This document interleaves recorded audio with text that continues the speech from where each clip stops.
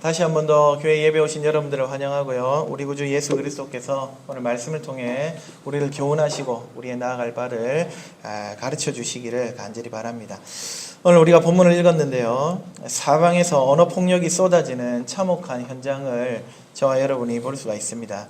죄인과 악인과 오만한 자들이 퍼붓는 그 모욕과 희롱과 또 욕지거리 앞에 우리 구주 예수 그리스도께서 십자가에 달려 서 계십니다. 주님께서는 왕따같이 버려지셨습니다. 제자들은 모두 도망쳤고요. 수제자 베드로마저 3번이나 주님을 저주했습니다. 부인하고 저주했습니다. 마태복음 27장은 행인들의 모욕과 지도자들의 희롱과 심지어 함께 달려있는 이 강도들의 욕지거리까지 철저한 고립의 장면을 우리에게 보여줍니다. 땅에서는 십자가 위를 향해 모욕과 희롱이 쏟아지고 곁에서는 욕설이 들려오고요. 하늘의 아버지는 침묵하시는 그런 장면입니다. 사람들이 소리를 칩니다. 십자가에서 내려오면 믿겠다. 여러분 이 말 좀 비슷하지 않습니까? 들어본 것 같지 않습니까? 광야에서 마귀가 주님을 시험했던 말과 비슷합니다. 뛰어내리면 하나님의 아들인 줄 믿겠다. 그러나 우리 주님께서는 십자가에서 내려오지도 않으셨고 자기를 구원하지도 않으셨습니다. 무기력하게 모든 욕지거리와 그 죽음을 감당하셨습니다. 하지만 우리 주님의 무기력함이 역설적이게도 우리에게는 힘과 능력이 됩니다. 오늘 우리는 가장 무기력하게 달리신 예수님을 바라보면서 그 역설의 능력을 믿는 제자의 길이 무엇인지를 살펴보려고 합니다. 십자가 위에서 무기력하게 라는 제목 아래 우리도 주님과 함께 욕을 당하자라는 요지로 주님의 말씀을 전하도록 하겠습니다. 예수님은 지금 십자가에서 3가지 공격을 당하고 계십니다. 바로 모욕과 희롱과 욕입니다. 예수님 생의 마지막 고난은 채찍과 주먹질 같은 육체적인 폭력만이 아니었습니다. 언어를 통한 여론재판과 또 내면과 자존심을 뭉개는 언어폭력 또한 우리 주님 앞에 놓여 있었습니다. 말로써 사람을 말려 죽이는 잔인한 왕따 작업이었습니다. 이런 언어폭력에 육체적 고통이 더해진 것이 희롱인데 오늘 본문에는 3번의 희롱이 등장합니다. 하나씩 살펴봅시다. 첫 번째 등장하는 공격은 지나가는 자들의 모욕입니다. 39절이죠. 흥미롭게도 예수님께서는 십자가에서 모욕을 당하시기 전에요. 이미 하나님을 모욕하는 자라는 비난을 여러 번 당하셨습니다. 마가복음 2장에서 가버나움의 한 중풍병자에게 죄 사함을 선포하셨을 때 서기관들은 속으로 참남하다 이렇게 생각했습니다.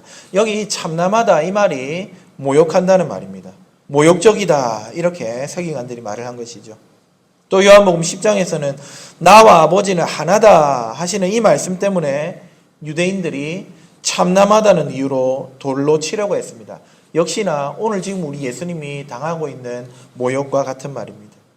마태복음 26장 대제사장의 관장에서도 이 형벌을 선고할 만한 죄목을 발견하지 못하자 거짓 증인들이 성전을 헐고 사흘에 짓겠다 말했다는 그 발언을 문제 삼아가지고 마침내 대제사장은 예수님을 신성모독, 즉 참남한 말이라고 단정지었습니다. 모욕이라고 말했습니다.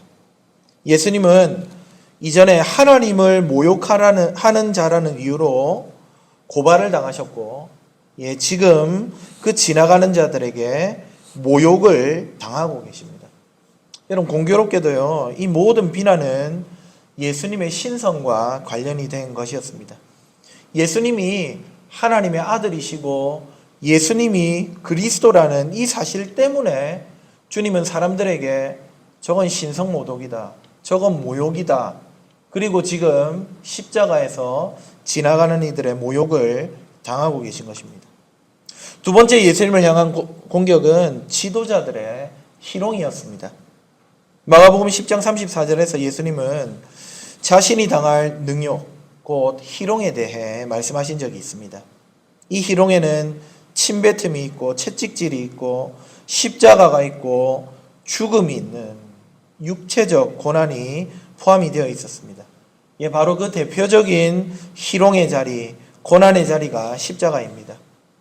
갈라디아 3장 13절은 나무에 달린 자마다 저주 아래에 있는 자라고 말씀을 하죠. 신명기 말씀을 인용한 것입니다. 군중은 단지 거짓말쟁이 선동꾼 한 사람을 나무에 달았다, 저 인간이 거짓말하고 다녔다 생각해서 예수님을 달았다고 생각했지만, 사실은 여러분 거기에 달린 예수님은 하나님의 아들 그리스도셨습니다. 사람들은 하나님의 아들을 무시하고 달았던 것입니다. 그러므로 여러분, 결과적으로 지도자들의 희롱은 신성모독이었습니다. 앞서 모욕하고 참남하다고 여기는 그 내면적인 불신앙이 지금 희롱이라는 외적인 폭력으로 또 십자가에 매다는 일로 표출되고 있습니다. 십자가에서 희롱은 근원적으로는 예수님을 하나님의 아들로 그리스도로 믿지 않는 불신앙에서 비롯된 것이었습니다. 복음서를 보면은 앞서 제가 말씀드렸던 참남, 그러니까 지금의 본문에 나와 있는 모욕이죠. 모욕, 참남이나 모욕, 또 희롱, 이런 단어들은 하나님과 관련해서 사용되는 단어들입니다. 이 단어가 예수님께 사용되고 있지 않습니까? 이 사실은 아주 역설적이게도 사람들은 모두 예수님을 하나님의 아들로 인정하지 않고 그가 하나님을 참남하게 했다, 하나님을 모욕했다고 고발하고 지금 희롱하고 있지만, 역설적으로 예수님은 하나님의 아들이시기 때문에 모욕을, 희롱을 당하고 계시다는 걸 증명하고 계십니다. 따라서 어떤 의미에서 보면은요, 지금 예수님이 모욕과 희롱을 당하시는데 저와 여러분은 모욕이나 희롱을 당할 수가 없습니다. 겉으로 볼 때는 그와 비슷한 행위를 우리가 당할 수도 있겠지만은 내용상으로는 다를 수밖에 없습니다. 왜? 모욕과 희롱은 오직 하나님이신 분, 신성모독의 대상이 될 수 있는 분, 우리 구주 예수님만이 참된 의미에서의 모욕과 희롱을 당할 수 있기 때문입니다. 예, 지금 우리 구주 예수님은 신성모독의 현장에서 제물이 되고 계십니다. 세 번째로 사람들이 주님을 향해 행했던 공격은 바로 강도들의 욕입니다. 행인들과 지도자들은 자칭 의인들이었죠. 하지만 함께 달린 강도들은 자기 죄에 합당한 형벌을 받는 죄인들이었습니다. 그럼에도 불구하고 자기 죄값을 받아 사형 집행 중인 그 이들조차도 예수님께 욕지거리를 하고 있습니다. 강도마저도 예수님을 욕하고 있는 것이죠. 여러분, 이와 같이 십자가의 자리에서 모두가 예수님을 버렸습니다. 시편 1편을 떠올려 보십시오. 복 있는 사람은 단수 한 사람이지만 그를 삥 둘러싼 악인들과 죄인들과 오만한 자들은 복수 여러 명입니다.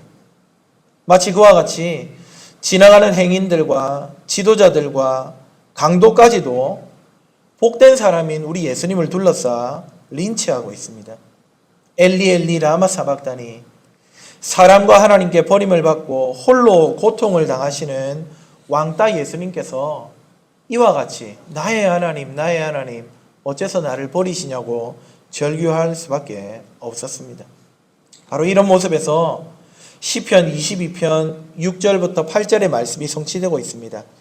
시편 22편에 보시면 나는 벌레요 사람이 아니라 나를 보는 자마다 다 나를 비웃으며 입술을 비죽거리고 머리를 흔들며 말하되 그가 여호와께 의탁하니 구원하실걸, 그를 기뻐하시니 건지실걸 하나이다 라고 시편에 기록되어 있는데, 바로 그 말씀이 오늘 본문에서 그대로 이루어지고 있는 것입니다. 버림받고 혈혈단신 왕따가 되어 십자가에 못 박혀 희롱과 모욕과 욕지거리를 당하고 계신 우리 예수님을 봅니다. 그렇게 왕따를 당하시는 예수님께서는 사실 여러분 일격의 상황을 뒤집을 수 있는 능력이 있으십니다. 십자가에서 내려오시면은 그 행인들에게 자신이 하나님의 아들이라는 사실을, 또 지도자들에게 자기가 바로 이스라엘의 왕이라는 이 팩트를 증명할 수도 있었을 겁니다. 강도들이 말한 대로 네가 그리스도가 아니냐, 너와 우리를 구원하라, 그 말을 문자 그대로 행하실 수도 있었습니다. 하지만 십자가에서 내려오면 우리 예수님은 하나님의 아들이 아니게 됩니다. 십자가는 구원의 자리 아닙니까? 십자가는 온 세상을 구속하는 자리입니다. 그런 십자가에서 내려오면 자기는 구원할 수 있을지 몰라도 남은 구원할 수 없습니다. 모욕과 희롱과 욕을 견디지 못하고 뛰어내리는 그 순간 예수님은 자기를 증명하고 자기는 구원할 수 있을지 모르겠지만 하나님의 아들이 온 세상을 구속할 수 없는 모순을 낳게 되는 것입니다. 만일 하나님의 아들이거든, 여러분 이 말은 광야의 시험 장면에서 들었던 말입니다. 성전 꼭대기에서의 유혹입니다. 마귀의 유혹과 오늘 말씀의 그 모욕과 희롱과 욕은 뿌리가 같습니다. 그때 예수님께서는 주 너의 하나님을 시험하지 말라 하시면서 아버지와 자신이 하나라고 말씀을 하셨습니다. 사역 아주 초기부터 우리 예수님은 시험받으면서 왕따의 좁은 길을 가셨던 것이죠. 그런 예수님께서는 이제 그 뱀의 후손이 마귀가 여자의 후손을 계속해서 공격하는 이 마지막 싸움, 이 십자가 위에서 자기를 구원하지 않고 남을 구원하심으로써 내가 바로 하나님의 아들이라는 사실, 내가 바로 그리스도라는 사실, 그분이 바로 이스라엘의 왕이라는 사실을 증거하고 계신 것입니다. 행인들, 지도자들, 옆에 있던 강도들, 그들은 모두 옛뱀 마귀를 따라 산 자들이었습니다. 그들은 자신들의 머리로 하나님 아들에 대한 우상을 만들었습니다. 하나님의 아들이라면은 성전 꼭대기에서도 뛰어내릴 수 있고 십자가 정도는 가뿐히 내려올 수 있어야 하지 않느냐. 그런 자가 하나님의 아들이다. 우리의 구원자가 될 수 있다. 그리스도다, 메시아다 생각했습니다. 여러분 이것이야말로 신성모독입니다. 하지만 우리 예수님은 그들의 말을 무시하시고 되려 침묵하시는 아버지의 뜻을 따라 지금 행하고 계십니다. 이것은 창세전에 아버지와 맺은 깊은 약속 때문입니다. 겟세마네 동산에서 씨름하셨죠. 할 수 있거든 이 잔이 내게서 지나가게 해주십시오. 하지만 응답하지 않으시는 하나님 앞에서 또한 이렇게 말씀하셨습니다. 내 원대로 마시옵고 아버지의 원대로 되기를 원하나이다. 주님이 이 기도를 가르치실 때 먼저 아버지의 나라와 의를 구하라고 하셨는데 그 가르치신 대로 자기도 자기의 뜻을 구하지 아니하시고 아버지의 뜻대로 되기를 기도하시면서 고난의 잔을 기꺼이 마시고 계신 것입니다. 그렇게 마귀의 시험을 이기시고 여인의 후손으로서 하나님의 아들이심을 순종으로 증명하신 자리가 바로 십자가입니다. 예수님은 자기를 구하는 셀프 구원자가 아니라 남을 구원하는 우리의 구세주이십니다. 이것이 아버지께서 아들 예수님께 맡긴 일입니다. 그분은 모욕과 희롱과 욕설이 난무하는 그 소론스러운 그곳에서 침묵하시는 하나님께 순종합니다. 뛰어내리면 마귀에 부하여 사람의 종이 되고 말 것입니다. 누구에게 순종하는가를 보면은 그의 정체성을 알 수 있습니다. 세상과 야합하는 것은 하나님과 원수되는 것입니다. 십자가 위에서 외로운 왕따를 당하시면서도 아버지와의 약속과 그 아버지의 소원에 순종하심으로써 예수님은 살아계신 하나님의 아들이심을 고난 중에 증거하고 계신 것입니다. 그렇게 주님은 십자가 위에서 무기력하게 한없이 연약하고 초라한 왕따의 모습으로 하나님의 아들이심을, 온 세상의 구원자이심을 증명하고 계십니다. 사랑하는 여러분, 이 십자가에서 내려오지 아니한 예수님, 그분을 믿고 따르는 자들이 저와 여러분이라는 사실을 기억하시기 바랍니다. 저들을 모욕하고 희롱하는 저들은 그때 십자가의 사람들은 예수님을 모욕하고 희롱하는 신성모독을 저질렀지만 저와 여러분은 되려 주님과 함께 고난과 욕을 당해야 할 사람들입니다. 십자가 위에서 나타난 고난은 모욕과 희롱과 욕이라고 말씀을 드렸습니다. 앞서 말씀드린 것처럼 모욕과 희롱은 오직 하나님께만 해당됩니다. 그렇기 때문에 저와 여러분은 모욕과 희롱, 우리 주님이 당한 것과 같은 그러한 고난은 당하고 싶어도 당할 수가 없습니다. 하지만 모욕과 희롱을 지나 그 강도들이 했던 욕지거리, 이 욕은 우리에게도 해당합니다. 마태복음 5장 11절은 말씀합니다. 나로 말미암아 너희를 욕하고 박해하고 거짓으로 너희를 거슬러 모든 악한 말을 할 때에는 너희에게 복이 있나니 하늘에서 너희의 상이 큼이라. 너희 전에 있던 선지자들도 이같이 박해하였느니라. 너희를 욕하면 너희에게 복이 있다. 예, 그렇습니다. 이제는 우리 차례입니다. 우리도 거짓말로 까닭없이 핍박당해야 합니다. 그러나 우리가 당하는 욕은 주님께서 당하신 모욕이나 희롱과는 비교할 수 없다는 사실도 기억해야 합니다. 그분이 당한 모욕과 희롱에는 세상을 구원하는 신비가 있었습니다. 우리는 결코 그분보다 클 수도 높을 수도 없는 사람들입니다. 그분의 모욕과 희롱이라는 은혜 때문에 우리가 구원을 받았으니 이제 우리가 당할 것은 주님 당하신 모욕과 희롱이 아니라 가장 쉬운 것, 욕만 남아있는 것이죠. 어쩌면 직장에서 융통성 없는 사람이라는 욕을 받을지도 모릅니다. 중요한 프로젝트를 진행하는데 상사가 관행이라면서 편법을 쓰거나 거짓말을 하거나 혹은 불법적인 접대를 하라고 지시를 합니다. 혹은 주말에 전 직원이 참여하는 행사를 잡으면서 사실상 주일에 예배 드릴 수 없도록 그렇게 주일 예배를 포기하라고 압박합니다. 그때 여러분 우리 어떻습니까? 그리스도인으로서 정직한 일, 또 주일 예배를 지키려고 하면은 사람들이 욕하죠. 참 융통성이 없다. 사회생활 그래가지고 할 수 있겠나? 아니 교회에 너무 광신적으로 빠진 것 아니야. 이런 말들, 이런 욕지거리들, 이런 비아냥 우리가 들을지도 모릅니다. 혹은 집에 불신 식구들이 교회에 헌신하고 또 헌금하는 모습을 보면서 쓸데없는데 돈과 시간을 바친다고 욕할지도 모릅니다.